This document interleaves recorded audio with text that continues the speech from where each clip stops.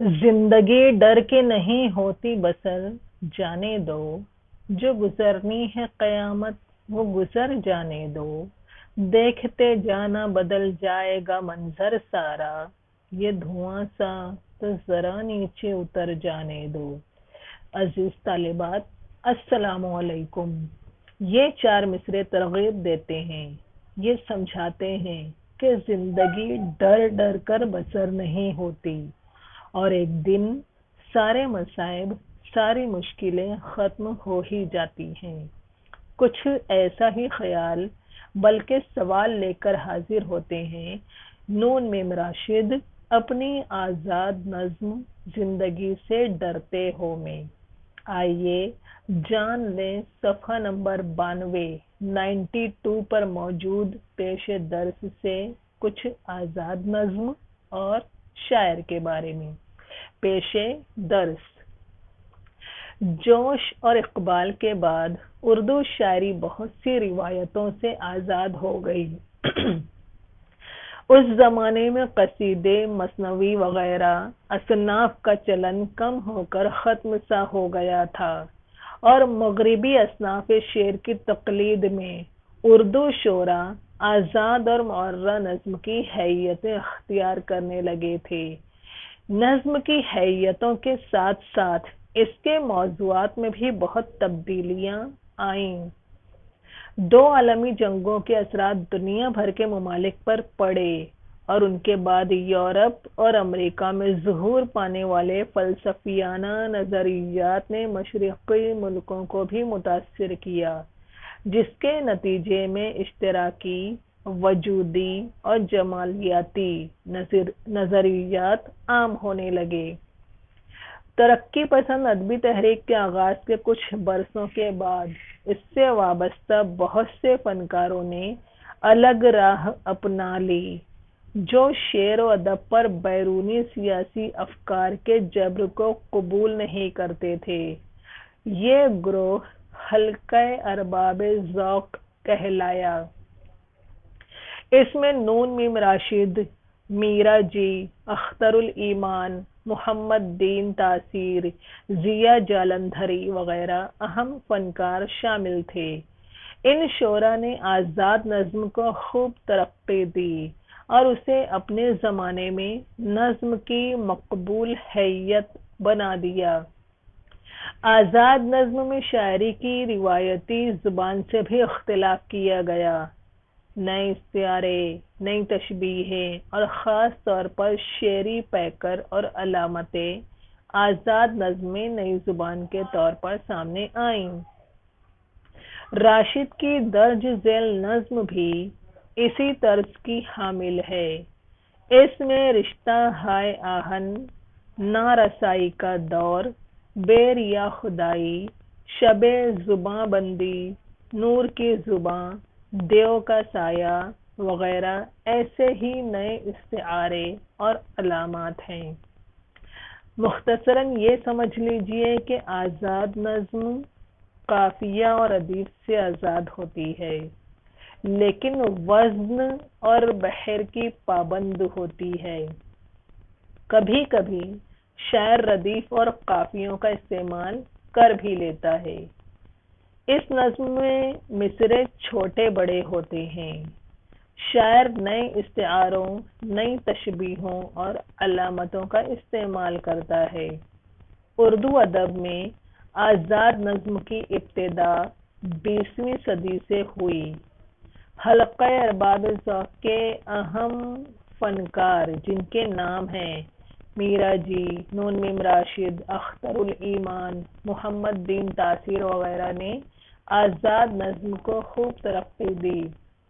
इस नज़्म का मरकज़ी ख्याल ये है कि शायर बताता है कि इंसान इस कायनात में मरकज़ी हैसियत रखता है।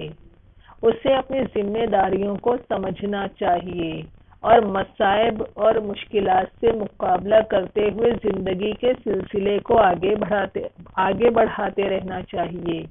ज़िंदगी एक मुस्तकिल इम्कान का नाम है। बढ़ते हैं जान पहचान की तरफ। नून मीम राशिद का नाम नज़्र मोहम्मद राशिद था। अदबी दुनिया में उन्हें नून मीम राशिद के नाम से शोहरत मिली। उनकी पैदाइश सन 1910 में हुई। वो कई रिसालों के मुदीर रहे।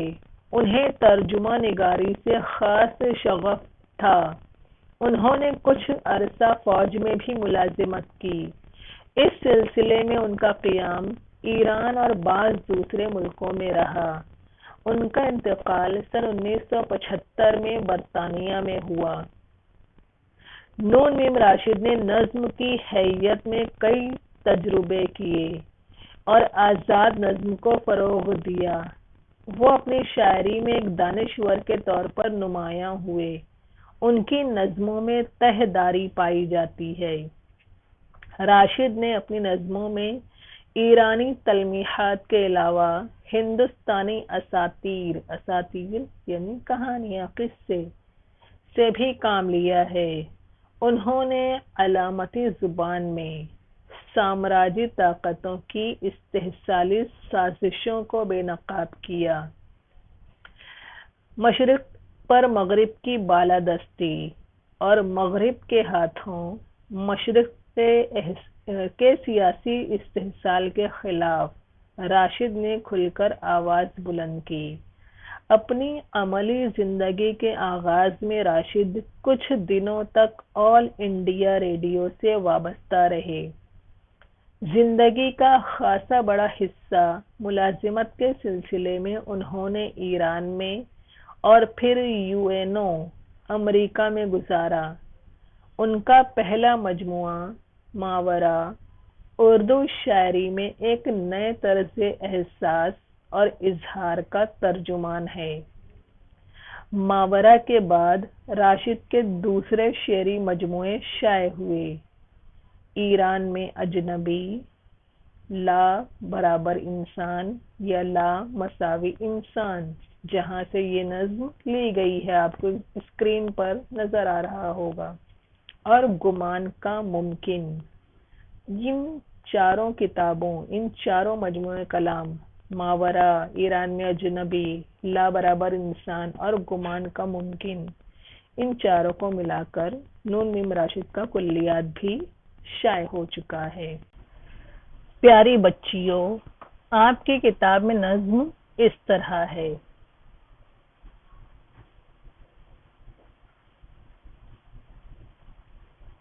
लेकिन इस नज़्म में कुछ अलामात औकाफ भी हैं जो तबाअत से महरूम रह गई। उन्हें मैंने आगे स्लाइड्स में सुर्ख रंग से नुमाया किया है। आप भी अपनी दरसी किताब में अलामात लगा दीजिए ताकि नज़्म का मफ़हूम अच्छी तरह समझ में आए, क्योंकि आप जानते हैं कि अलामात औकाफ से लहजे और फिर मफ़हूम में बड़ा फ़र्क पड़ता है, और हम उन्हीं स्लाइड्स की मदद से नज़्म समझेंगे। नज़्म का उन्वान है ज़िंदगी से डरते हो। इसमें भी सवालिया निशान लगाना होगा। शायर का नाम नून मीम राशिद। जिंदगी से डरते हो, जिंदगी तो तुम ही हो, जिंदगी तो हम ही हैं। आदमी से डरते हो, आदमी तो तुम भी हो, आदमी तो हम भी हैं। कोई नया लफ्ज नहीं, समझ लेते हैं। पहला मिसरा, जिंदगी से डरते हो। शायर सवाल पूछता है कि क्या तुम जिंदगी से डरते हो, और ये सवाल किन लोगों से पूछा जा रहा है? हम कहेंगे वो जो कम हिम्मत हैं, वो जो हौसला हार बैठे हैं। तो ऐसे लोगों का जवाब तो हाँ में ही होगा। हाँ, हम डरते हैं। शायर को हैरत होती है जिसका इजहार वो दूसरे मिसरे में करता है।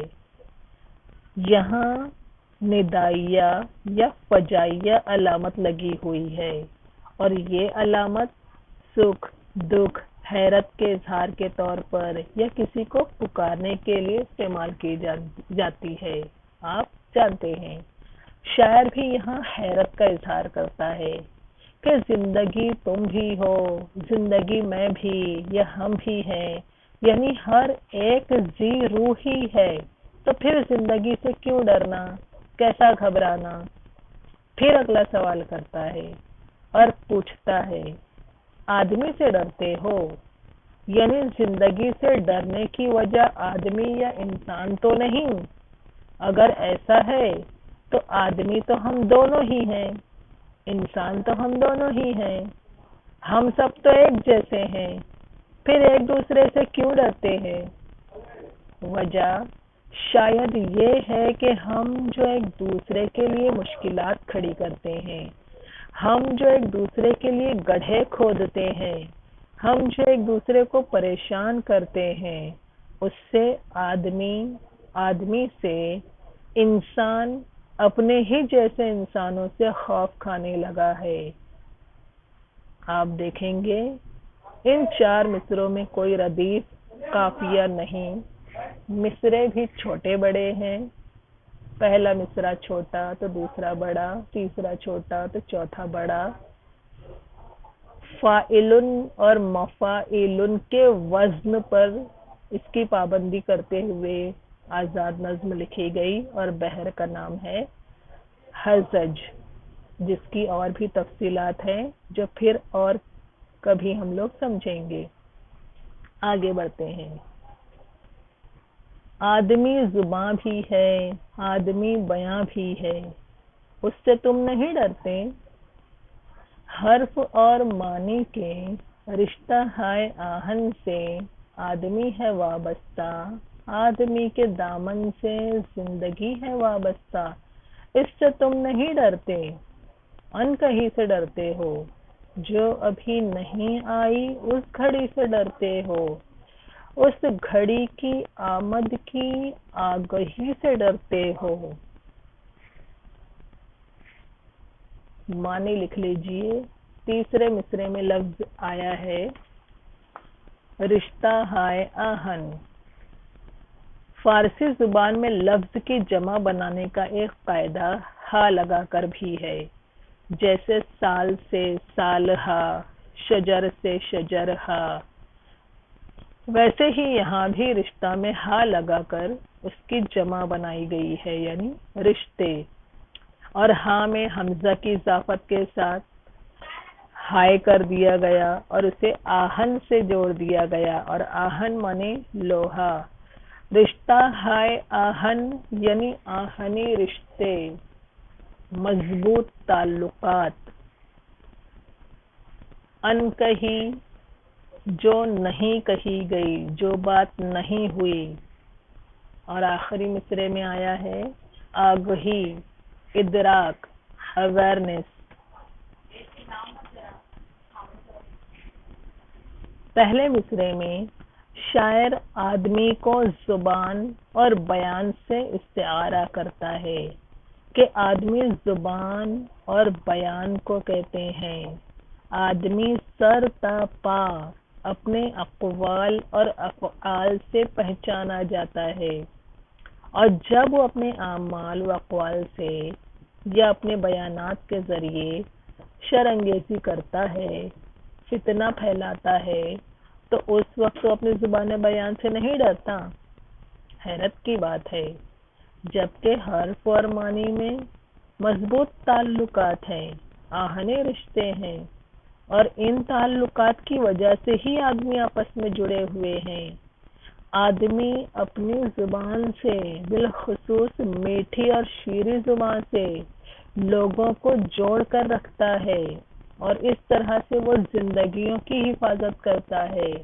لیکن اس کے برعکس جب وہ تلخ اور کڑوی باتیں کرتا ہے، مطلب یہ کہ شر پسند جب منہ کھولتا ہے اور اپنی زبان سے زہر افشانی کرتا ہے، تو اس وقت وہ یہ بھول جاتا ہے کہ اس کے کہے گئے الفاظ اور اس کے معنی میں ایک گہرا رشتہ ہے، اور اس رشتے کا تعلق آدمیت سے ہے، انسانیت سے ہے، اور انسانیت کا تعلق زندگی سے ہے۔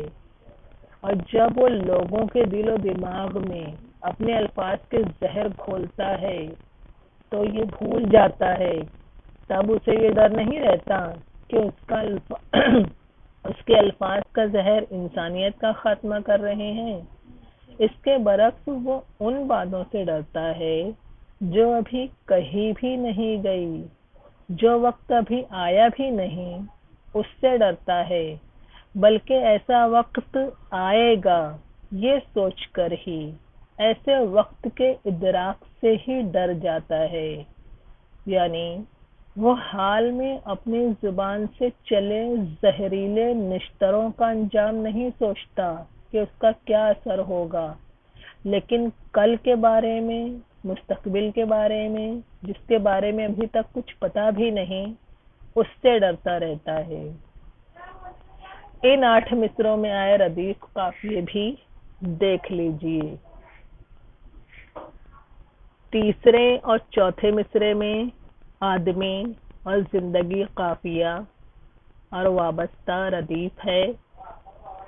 7ویں اور 8ویں مصرے میں گھڑی اور آگہی قافیہ اور ڈرتے ہو ردیف ہے۔ آزاد نظم میں شاعر کبھی کبھی ردیف اور قافیوں کا استعمال کرتا بھی ہے۔ آگے بڑھتے ہیں۔ پہلے بھی تو گزرے ہیں دور نارسائی کے، بیر یا خدائی کے، پھر بھی یہ سمجھتے ہو ہیچ آرزو مندی، یہ شب زباں بندی ہے رہے خداوندی۔ ان 4 مصروں کو پہلے سمجھ لیتے ہیں۔ معنی لکھیے۔ نارسائی معنی ناکامی، بیریا مخلص، ہیچ معنی فضول، خدائی خدا ہونا، شان و عظمت والا ہونا، خداوندی یعنی آقائی، حاکمیت۔ اب شاعر لوگوں کو ماضی کا حوالہ دیتا ہے کہ تاریخ میں ایسے کئی نارسائی کے، ناکامی کے دور گزرے ہیں، ایسے کئی بے ریا خدائی کے دور گزرے ہیں۔ نارسائی کے دور اور بے ریا خدائی کے دور تلمیحات ہیں تاریخ کے ان ادوار کی جب ان زمینی خداؤں کے جو بظاہر تو بے ریا اور مخلص دکھائی دیتے تھے، مگر ان کے ظلم، جبر اور ان کے استحصال کا شکار عوام ہوا کرتے تھے، اور ان کے خلاف احتجاج پر سوائے ناکامی کے کچھ حاصل نہ تھا۔ پھر بھی اگر یہ سمجھا جائے کہ ظلم کے خلاف آواز اٹھانا ایک فضول، بیکار سی آرزو ہے، تو یہ شب زباں بندی یعنی زباں بندی کی یہ رات، استعارہ کے طور پر استعمال ہوئے ہیں یہ الفاظ، زباں بندی کی یہ رات مراد اظہار خیال پر پابندی ہے۔ تو اظہار خیال پر پابندی ان زمینی خداؤں کو ظلم روا رکھنے کے اور طریقے اور راستے دکھا دے گی، اور انہیں ظلم کرنے کے اور مواقع مل جائیں گے۔ تو شاعر سمجھاتا ہے، کیا سمجھاتا ہے؟ آگے بڑھتے ہیں۔ تم مگر یہ کیا جانو، لب اگر نہیں ہلتے، ہاتھ جاگ اٹھتے ہیں، ہاتھ جاگ اٹھتے ہیں راہ کا نشاں بن کر، نور کی زباں بن کر، ہاتھ بول اٹھتے ہیں صبح کی اذاں بن کر۔ کیا سمجھاتا ہے شاعر کہ یہ بات تم نہیں جانتے کہ جب لوگوں کے لب نہیں ہلتے، لب رک جاتے ہیں، خاموش ہو جاتے ہیں، لوگ اپنا نصیب، اپنی قسمت سمجھ کر یا مصلحت کے تحت خاموش ہو جاتے ہیں، تو ایسے میں ہاتھ جاگ اٹھتے ہیں۔ یہ ہاتھ کبھی راہ کا نشاں بن جاتے ہیں، کبھی نور کی زباں بن جاتے ہیں، تو کبھی صبح کی اذاں بن جاتے ہیں۔ ہاتھ کے جاگنے سے مراد ہاتھ حرکت میں آ جاتے ہیں۔ ویسے تو نقش قدم ہر نئے آنے والے کے لیے منزل کا نشان ہوتے ہیں۔ یہاں ہاتھوں کو راہ کا نشان کہا گیا، جس سے مراد جہاد کر کے منزل کو پانا ہے۔ ہاتھوں کا نور کی زبان بننا، نور علامت ہے آزادی کی۔ ہاتھ آزادی کا اعلان کرتے ہیں، مطلب لڑ کر ہی آزادی حاصل ہوگی، یہ پیغام دے جاتے ہیں۔ ہاتھ صبح کی اذان بن جاتے ہیں۔ صبح بھی علامت ہے آزادی کی، تو ہاتھ ہی کے ذریعے جد و جہد سے ہی آزادی ملے گی، یہ پکار، یہ منادی سنا دی جاتی ہے۔ علامات کہا میں نے کہ یہاں پر نور علامت ہے آزادی کی، صبح علامت ہے آزادی کی، نور اور روشنی آزادی کی علامت میں نے کہا گا۔ اب علامت نگاری سے مراد کیا ہے؟ علامت نگاری سے مراد کسی خیال یا فکر کو کسی اشارے یا نشان کے طور پر بیان کرنے کا نام ہے۔ جیسے جدید شعرا وقت کے لیے دریا کو علامت بناتے تھے، ریت کو علامت بنائی ذات کے لیے، یعنی ذات کو بیان کرنا ہوتا تو وہ اپنی نظم میں ریت لکھا کرتے تھے، وقت کو بیان کرنا ہوتا تو وہ دریا لکھا کرتے تھے۔ تو یہاں پر بھی نور اور روشنی مراد آزادی ہے، اندھیرا اور شب یا ظلمت مراد غلامی لی جاتی تھی۔ اب یہ جو تمام استعارے یہاں پر بیان ہوئے، یعنی ہاتھ کا راہ کا نشان بننا، ہاتھ کا نور کی زبان بننا اور ہاتھ کا صبح کی اذان بننا، سے مراد شاعر کی یہ ہے کہ ظلم کی یعنی غلامی کی تاریکی کو دور کرنے کے لیے جہاد کی، اجتہاد کی روشنی پھیلانی ہوگی۔ اب شاعر سوال پوچھتا ہے، روشنی سے ڈرتے ہو؟ روشنی تو تم بھی ہو، روشنی تو ہم بھی ہیں، روشنی سے ڈرتے ہو۔ روشنی علامت ہے آزادی کی۔ شاعر اگلا سوال یہی پوچھ رہا ہے کہ کیا ہم روشنی سے ڈرتے ہیں، یعنی آزادی سے ڈر رہے ہیں؟ ہم سب تو آزاد ہی پیدا ہوئے ہیں، ہم سب تو روشنی ہی ہیں، لیکن افسوس کی بات ہے کہ ہم روشنی یعنی آزادی سے ہی ڈرتے ہیں۔ یہاں پر آئے ردیف اور قافیے بھی دیکھ لیجئے۔ تیسرے مصرے میں آرزو مندی اور خداوندی، قافیے آگے نشان، زباں اور اذان، قافیے اور بن کر ردیف ہے۔ بس یہاں پر یہ قافیے اور ردیف ہے۔ آگے بڑھتے ہیں۔ شہر کی فصیلوں پر دیو کا جو سایہ تھا پاک ہو گیا آخر، رات کا لبادہ بھی چاک ہو گیا آخر، خاک ہو گیا آخر۔ اس دہاں میں انسان سے فرد کی نواں آئی، ذات کی صدا آئی، راہ شوق میں جیسے راہ رو کا خون لپکے، ایک نیا جنوں لپکے، آدمی چھلک اٹھے، آدمی ہنسے دیکھو، شہر پھر بسے دیکھو۔ تم ابھی سے ڈرتے ہو؟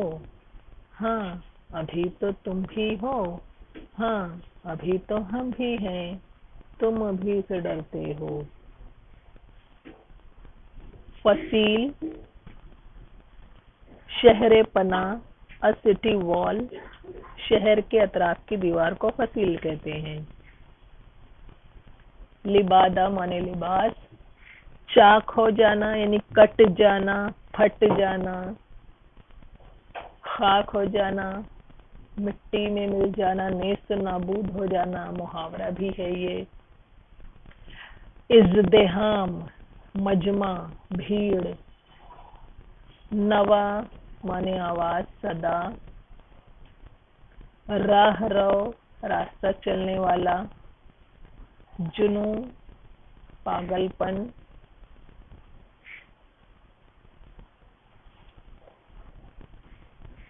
बिल आखिर शहर की फसीलें देव के नापाक साए से पाक हो गई। शहर की फसीलें देव के नापाक साए से पाक हो गई। शायर हिंदुस्तानी असातीर से भी काम लेता है, ये हमने जान पहचान में पढ़ा था। यहाँ उन्होंने अलामती जुबान में अंग्रेजी साम्राज्य को, अंग्रेजी हुकूमत को देव का साया कहकर पैकर तराशी भी की।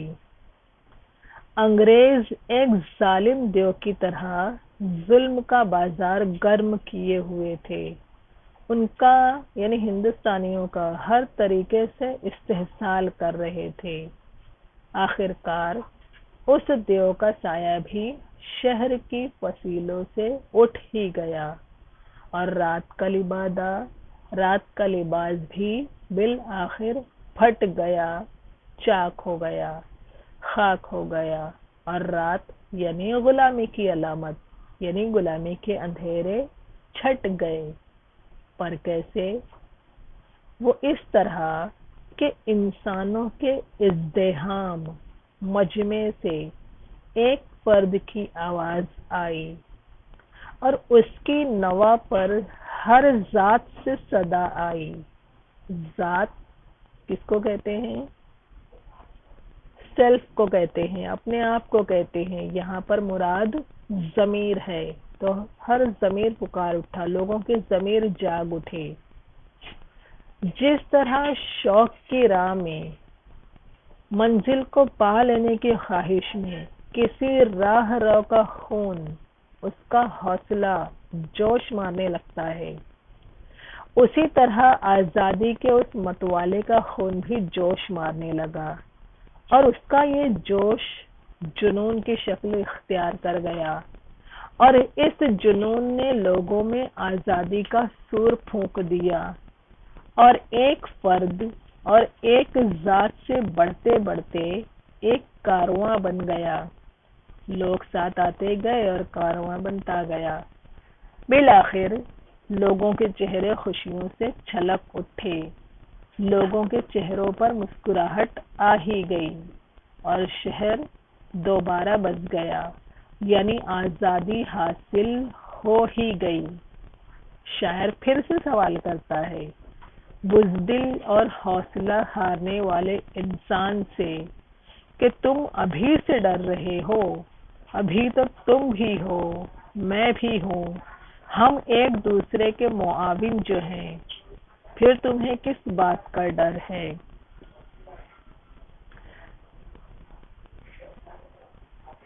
यहाँ पर भी काफिये देख लीजिए। नवा और सदा काफिये, आई रदी, खून जुनून काफिये और लपके रदीफ। इस तरह से हमने देखा कि मुश्किलों में घिरे हुए लोगों को जो हौसले भी हार बैठे हों, ऐसे लोगों को शायर माजी के हवालों से, माजी की मिसालों से उकसाता है, तरगीब देता है कि इस कायनात में तो मरकजी हैसियत इंसान रखता है, वो रखता है। कायनात का हीरो तो वो खुद यानी इंसान है, उससे वो तो अशरफुल मखलूक है, तो उसे अपनी हैसियत पहचाननी है, अपनी जिम्मेदारियों को समझना है और मुश्किलों का डट कर मुकाबला करना है। मुश्किलों को मात देकर जिंदगी के सिलसिले को आगे बढ़ाना है, क्योंकि जिंदगी मुस्तकिल इम्कान का नाम है और जब वो हिम्मत करेगा तो लोग भी उसका साथ देंगे। तो ये थी आज़ाद नज़्म, जिसमें हमने देखा कि मिसरे छोटे बड़े भी आए ردیف اور قافیے کی پابندی نہیں تھی، لیکن کچھ قافیے اور ردیف شاعر نے استعمال کیے۔ علامتوں، استعاروں، پیکر تراشی کو بھی ہم نے بخوبی سمجھ لیا، اور اس نظم کے ساتھ ہی منظومات کا یہ حصہ مکمل ہو گیا۔ آپ جانتی ہیں کہ امسال کے لیے صرف میری دعا، خیر صفات رسول، تیغ دو پیکر اور زندگی سے ڈرتے ہو، انہی میں سے کسی ایک نظم پر آپ کو امتحان میں سرگرمیاں پوچھی جائیں گی جو 6 مارکس کے لیے ہوں گی۔ آپ چاروں نظموں کی مشقی سرگرمیاں ضرور حل کر لیجئے۔ اب آپ سے اجازت چاہتی ہوں۔ والسلام علیکم ورحمۃ اللہ وبرکاتہ۔